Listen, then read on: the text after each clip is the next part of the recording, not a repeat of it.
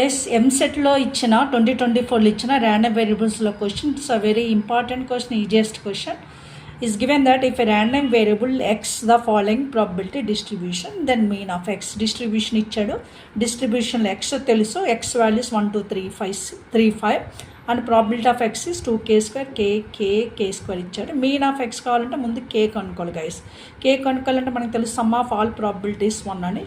ఇవన్నీ యాడ్ చేస్తే 2k square plus k square 3k square k plus k 2k is equals to 1. దాని నుంచి మనకి k వాల్యూస్ -1 k/3 వస్తాయి ఫ్యాక్టరైజేషన్ చేస్తాయి.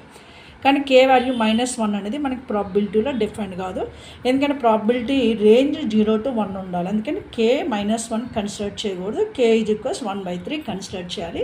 ఇప్పుడు k 1/3 మనకి మీన్ అడిగాడు. మీన్ అంటే ఏంటి? Summation of X of p of x = x అంటే ఈ x ప్రాబిలిటీస్ ఇంటూ చేసి యాడ్ చేయాలి. దాన్ని summation of X of p of x = x. నేను p ఆఫ్ x అని రాసాను. అంటే what is that? 1 × 2 square 2k square, 2 × k 2k, 3 × k 3k and 5 × k square 5k square. దీన్ని యాడ్ చేస్తే 7k square plus 5k వచ్చింది.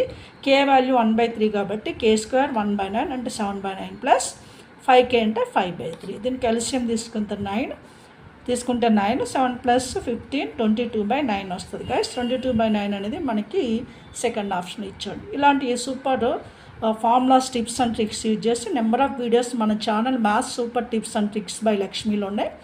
మీరు చూస్తే మీకు చాలా యూస్ఫుల్ అవుతుంది. మీకు యూస్ఫుల్ అనిపిస్తే మీ ఫ్రెండ్స్కి షేర్ చేయండి, సబ్స్క్రైబ్ చేయండి.